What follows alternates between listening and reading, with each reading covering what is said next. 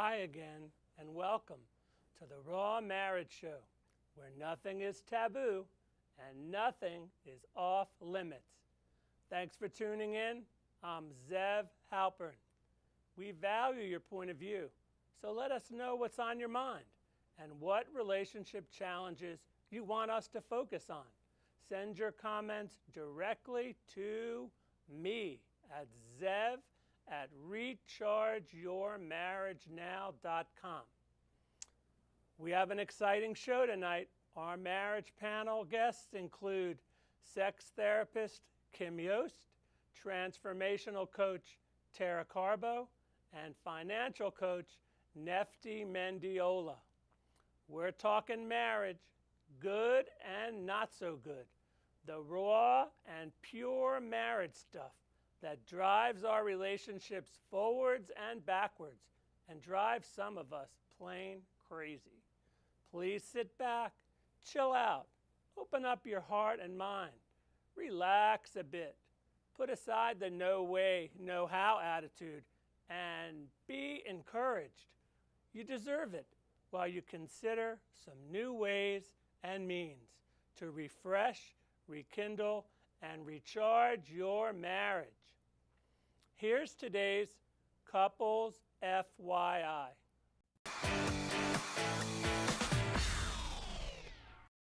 I have some good news for marriages that are hanging by a thread, experiencing days, months, years of the same old, same old. It has to do with a foundational ingredient called novelty, like a novelty item. You all remember what that is, and it can turn your humdrum marriage into a much more stimulating and healthy experience for you both. Perhaps you're bored to tears in your marriage. Maybe you're looking for some excitement, and you've always been looking for what seems like the magic button to push to get your spouse interested and excited about trying some new activity. You're tired of the tedious status quo that your marriage has become. Your attempts at suggesting activities like mutual date nights result in answers like, no, absolutely not, too tired, I don't feel like it. Maybe so-and-so wants to do something with you today, but the real fact is you want to do something with your spouse. You always have, not anyone else or anything else. Let's take this a bit further. Maybe you want to try a new sushi restaurant or see a play here in the city, or even better, outside the city. Maybe you want to try some new but reasonable sexy activity. You know, with your clothes flying off or your clothes off. You're tired of asking because the answer no turns rejection into dejection. Last time I checked, dejection is no fun, no picnic, and an actual marriage killer. Think back when you first got together. There sure were a lot more yeses than nos. The answer has a great deal to do with brain science. Researchers are studying novelty, remember novelty, factor that can bring us closer together. In courtship, everything was novel. You were locked onto each other, doing new and exciting things together. You talked about new things and possibilities. You touched each other in new and exciting places, and it felt damn good, didn't it? You had a novel sex, and the climaxes for some of you were ecstasy. Maybe not for all of you. You stimulated each other in ways we can only say were novel, emotionally, and sexually. Hopefully I made my point about novelty. Novelty was the theme and glue of your early courtship. Well, my good friends, no matter what or how long you've been married, 1 to 50 years, maybe you should be so lucky, we could foster more fulfilling relationships by introducing novelty into our relationships. The pleasure centers of our brains release feel-good chemicals like woo when we engage in newness and novelty. Engaging in mutual, novel activity can open windows and doors, transforming a seemingly dead relationship into some interesting and maybe even some joyous and fun times for the two of you. So from a brain science perspective, novelty can infuse new energy, excitement, and arousal into a dormant marriage. Seems like this is worthy of your consideration and mutual efforts.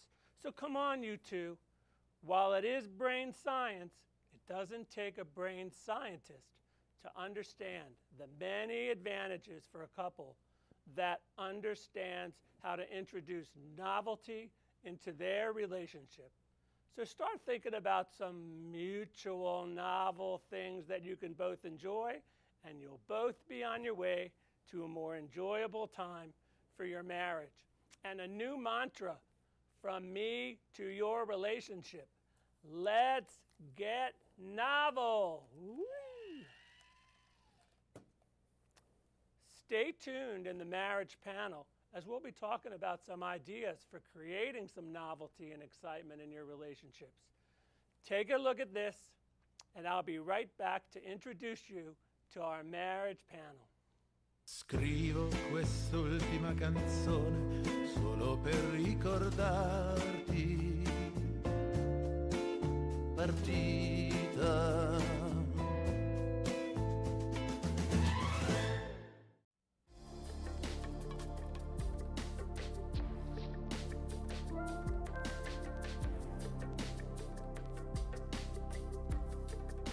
Tara Carbo is a certified coach and graduate of Accomplishment Coaching. Being in this work has made a tremendous impact on her 18-year marriage and the raising of her 3 teenage children. Tara had been a wife, mother, and full-time entrepreneur since the age of 18 and has created what she and many others, including me, consider a wonderful and healthy life. Welcome, Thank Tara. you, Zev. Great to see you. Happy to be here. Nefty Mendiola, been married to his amazing wife for 23 years and been blessed with 4 amazing children. He launched his career in the financial industry back in 2006 after spending 15 years in the hotel industry. Today, he truly enjoys and loves what he does as a financial coach. His passion is to provide an ongoing financial education and long-term commitment with his clients to help them achieve their lifetime financial strategies. In addition, Nefty co-founded Born to Win RP in 2008, and its mission is to help educate unfortunate children.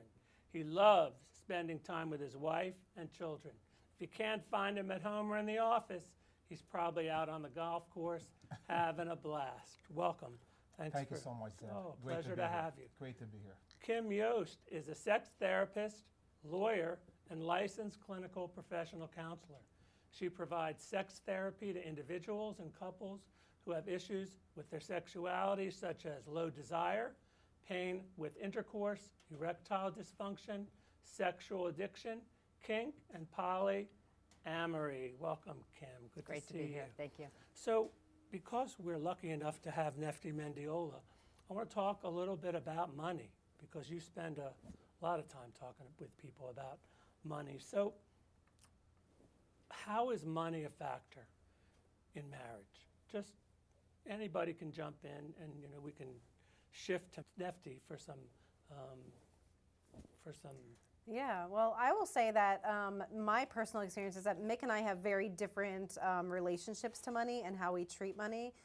So we often butt heads on the appropriate ways to use money or not use money, and those meetings when we're trying to figure out best ways to use it, or if I already used it, have a pretty good impact on the rest of our relationship. Some things are fun, some things are investment. Right? Yeah. How you approach it with each other. And it's such a sore topic for so many couples. Mm-hmm. It's such a touch point that I feel like we could all really use some help with. So how do you see it, Nefty? you see people, you see them dealing with their money, they see the figures in front of them. What are they like, you know? Well, Zev, I was telling the ladies, all of us, we have 5 money personality. There's 5 money personality, okay? And each of us, we have 2. We have primary money personality, and we have a secondary money personality. So sometimes Tara and her husband is doing that. It's because they have different money personality. There are savers, security seeker, you have the spender. I'm not looking at you. You have the risk taker, and you have the flyer who really don't care about, you know, having money or not having money. So who's frugal and who's spendthrift? Like, in those? there's a quiz I took, and so does my client, to figure out exactly what is your money personality, okay? And I took that quiz, my wife did as well. And come to find out, my primary personality, Kim, I'm a risk taker. And my secondary personality is spender. My wife, on the other hand, she's a spender, but also she's a security seeker. All right, so she's cautious, more cautious than you. So when You're a I little bit- spend money, having a great time with my kids and her, in her mind, wow, this is not really, we could have saved that money. Right. Yeah. Why'd you blow that See, money? You know what I'm Where- saying? Now so, we don't. What are we going to and do that's about when that? that happens. You know, so again, take the quiz, email me, let me know. I'll send the quiz to you. I think You it's need to know your important. money personality. Nefty, I think it's a really important thing Oh, to it's know big who time. you are, you know, when it comes to it. I mean, have any encounters with Certainly. money? I mean, Money often means power and control, and that can play out in other aspects of relationships too. so Yep. you have situations where people come to see you and you can clearly see who's got their Sure. hands on the key Yep. or the Absolutely. safe combination, and others are. I mean, it's a huge. They cower. Can I please have some money? I mean, it's Can I that. get my I mean, these are nails married done? people. I mean, I've seen married people for years and years, and they've Yes. been married for years and years, Yes. and they still approach each other with this posture of, "Can we spend this money, please?" You know. I can really see that being a root into their sexual health too. Like that must be a Yeah, major. there's resentment. Yeah. If there's resentment in how money is spent or saved, it can play out certainly in their intimacy too. So you can hold out on the money. I'm gonna hold out on the Watch goodies. this, buddy. Is that what I'm gonna hold out on the goodies? Seems like leverage to me. Good leverage, you know what I'm saying? Power Amazing. It is, but it's Ethics is it's huge part two. leverage. Does it work? Can it work? You know, can that kind of leverage work, or really is it just doomed because you have somebody who's so controlling and they won't let go? I think it's doomed. I mean, seriously, Yeah. you know. And I'm not even talking about a narcissist. I'm not talking about somebody Sure. who's all about, Sure. me, I love just me. family I'm history. talking about money and how But money it- makes people crazy. a There's bit, isn't it? small little decision that becomes bigger and bigger and bigger. And before you know it, it's over. So can a marriage make it without adequate finances? Can it get Absolutely. through the ebbs and tides? Absolutely. How? And what's the posture? What's the struggle? What can they hang on to if there's no money? They're staying inside, they're watching TV, maybe there is no TV, who knows? Maybe the electricity is off. I mean, look, there's people in some dire straits, and Sure. there's people who have loads of money, and they're also in dire straits because they can't get their acts together. But let's say the ones who don't, how could they? What could we, how do you survive the grabbing that rung? How do you do that? It's a great question, right? I've dealt with many clients over 10 years now. And really, it's the mindset.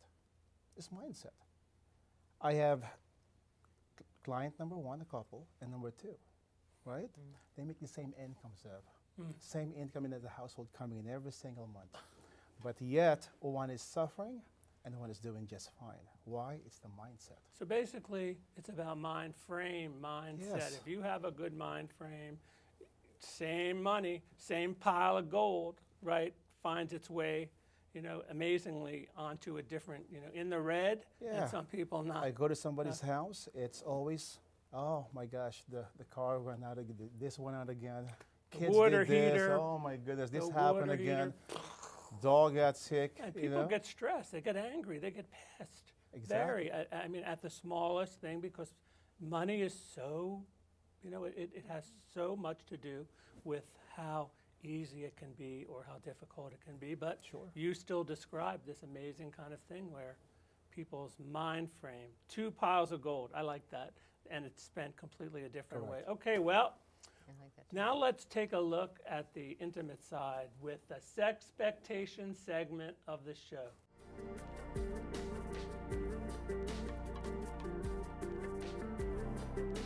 Talking a lot about novelty. It seems like since the weekend, because I met with this group of people and it was what I chose to talk about, and I tried to help them figure out ways from the inside that they could figure out how to deal with novelty in their own way, and ways from the outside. There are ways internally inside your marriage, and there's things you can bring in to make it novel. And there's some dangerous things about novelty. But let's just take it. Anybody want to grab this one? Novelty in the relationship. You've been married for a while. Somebody wants to introduce something. How's it go? Yeah, I think like if you can partner around ideas to like live out fantasies and do really fun stuff that you haven't tried before, that could really create some new energy and new excitement and develop a new part of the relationship that wasn't there before. So do you think people who don't usually do that sort of thing, by the way, I was sitting in the Giant or walking around and I saw this gorgeous, drop dead, gorgeous woman, and all I could think about, was whatever I was thinking about. It's not so easy. No. For people, maybe for one person, but for the other one, not so easy to just introduce fantasy. Yeah. Some people successfully do it, and I've heard it increases their pleasure and satisfaction by leaps and bounds once they get into it. But it's rather a little bit uncomfortable. Yeah, Kim I know knows a lot more about this, but I'm thinking like if you have a foundation of trust and open communication, and there's a space for everybody to say how they feel and are really open, then I can see it being a place where you can play. But if that's not there, I can see a lot of fear and a lot of fear of judgment. Shame, Yeah. guilt. Shame Yeah. and guilt will kill fantasy and fun real quick. Also, sometimes fantasy is better left as something in our heads, and once played out, sure. it doesn't go well, and then that fantasy's ruined for you. So, What about the novelty of domestication versus non-domestication? like the Esther What- Perel. Yeah, what do you think about that? From your perspective, you've seen that, I'm sure. certainly, we get married for trust, security, reliability. I know they'll be there, but those things To are have children. to have children. But the stability aspect of it, well, those are not hot things. Hot things are the unknown, the dangerous, the exciting. And so you have to make sure to add those pieces into your marriage to get those endorphins done together to So you get all these things shooting off yeah. in your head. But the sweats and that flannel look doesn't exactly do it. Sometimes for people get into the motherhood and the fatherhood, and they're out there coming in. They look like, wow, so glad you've groomed yourself, for the occasion. You're just Yeah. so attractive. That's right. What do you do with that? When you're how do you dating, say- you put hours into getting ready you beforehand. wouldn't leave the room, do Right. you? Right? You'd never be And- seen without makeup on or in sweats or And something like that. novelty, you're wishing, I want to touch her, I want to kiss her, I want to kiss him. I want to, novelty, like a kid, with a toy, like me, Novelty, all the kids in a room, you do this, they light up. If you could look at their brains, they'd probably be firing. Sure.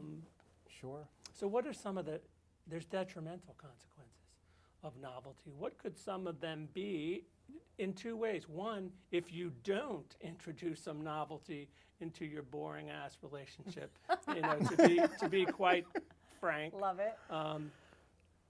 What could happen, and what could happen if you do, introduce some internal kinds of things which are fantasy and recapturing your intimate memories and remembering that the two of you were lovers and you did it good, and what do you think of that? From the what's dangerous? What could be dangerous about novelty. Yeah, well, I feel like, people, once they identify their needs, people want to get their needs met. And if they don't have the communication and the openness and the trust to share what their needs are with their partner, then they're likely going to go and get it somewhere else. And then that just creates just a wedge that gets bigger and bigger, and the communication's more and more closed. And Absolutely, Yeah. the distant fire. The distant Yeah. fire all of a sudden looks pretty good. It's novel. It does it for you. And at home, it's not doing it for you. It's like, I know what to expect there. And I think when we know what to expect, if we know that we're going to expect maybe a little anticipation, our spouse has called us up and said, I'm in the bathtub, or I'm thinking about you, and then in the right kind of way, or send you a Post-it note, that leaves you one that says, I know I didn't see you this morning, but I can't wait. These are the kinds of things, as maybe stupid and simple as they sound. It's huge. These are huge Absolutely. kinds of things. I mean, Nefti, have you ever had, friends, guys, I do, who have stepped out and, they've ruined their marriages. And in some ways, I ask them, did you ruin your marriage, or did your marriage ruin the marriage? Was it you, or was it her, or was it both of you that weren't doing what you need to be doing? You live in a great marriage, and you've had 4 kids. What do you do to keep it, rolling along, to keep You it know what? exciting? And I'm a blessed man. My wife is Persian. She's gorgeous. And I think it's more beautiful now than 20-some years ago when I Nice. first met her. that's awesome. wow, ain't she lucky? And when I see her today, I still, She does it for you. 100%. No question about it. And now it's going to be forever on tape right here. It's going to be on film. Well, thank you, Zev. for just edifying, putting it down there as a, Couples split all the time, right? But it's always her story and his story. Who do you believe? however, You know? there's good stories. Some couples will Yeah. tell you the truth. They'll Oh. tell you what's really happening. Some couple will tell you everything that Right? you'd have to be on a treasure hunt to try to figure out, what they were really trying to say. So can we brainstorm a couple of novel things very quickly? What's some novel things some couples can do? Here, I'll start with one. They can get some sex toys, and they can take a look at them, and they can, start at the low end. Start with a plastic massager and make nice, to hubby or wife. Do that. What else can people do? A real easy thing that most people can embrace is hotel sex. Leave the kids home, get out, not worry about who's listening, that kind of thing. Right, I told Saturday night about go on a date, don't go there together. Meet there. Meet at the bar. Oh, wow, that's good. Walk into the Yeah. bar Very separately. cool. Get there on your Yes. own. You know who you're going to meet. It's like an ambiance, mysterious. And leave a your little- underwear home. Oh, The ladies, right? and yay, Kim Yost, leave your underwear home. Nice Nice. tagline. I love that. That was Yeah. good. What else? Anything else that we can? So from the inside, the whole issue of remembering your intimate memories is a because amazingly it was you guys that were doing that stuff. It's hard for people who've been married for a long time to remember that they were so locked and that they were so into each other. And I think people have to find that. But the truth is, brain science now says that when we have novelties, Yeah. it gets it going for us. Yeah. So it behooves us, in wrapping it up, to introduce novelty into your relationship, please. Yeah. And, Yes. and we'll be good. Well, that's all the time we have. You guys have been so great. Thank you, Kim. Thank you, Nefti. Thank you, Tara. A pleasure. Thank you. Yes. Pleasure. Great for us. Thanks. So to find out more about our marriage panel guests, here's how to contact them. To connect with Kim Yost, to connect with Nefti Mendiola, and to connect with Tara Carbo. I invite you to find out more about how I can help you through my signature program, Recharge Your Marriage Now, enrich your marital communication skills, resolve some of that raw conflict, reconnect for a deeper, more fulfilling relationship. Spice up your marriage, and you could be feeling the love again soon. Follow me on Twitter, like my Facebook page, subscribe to my YouTube channel. Check out the podcast on iTunes and iHeartRadio. And I'm live on Facebook every Wednesday morning at 10 o'clock. Finally, try some forgiveness if you can. Hug, kiss like you mean it, touch, talk, cuddle. Definitely get out more. Laugh a little. Talk about what you need from your spouse, a little fantasy. Do something novel together. Say you're sorry sometimes. Remember, we are the sum total of our mistakes and our successes. So it's okay. We're only human. If you make a mistake, you can try again. I'm Zev Halpern. See you next time for the Raw Marriage Show.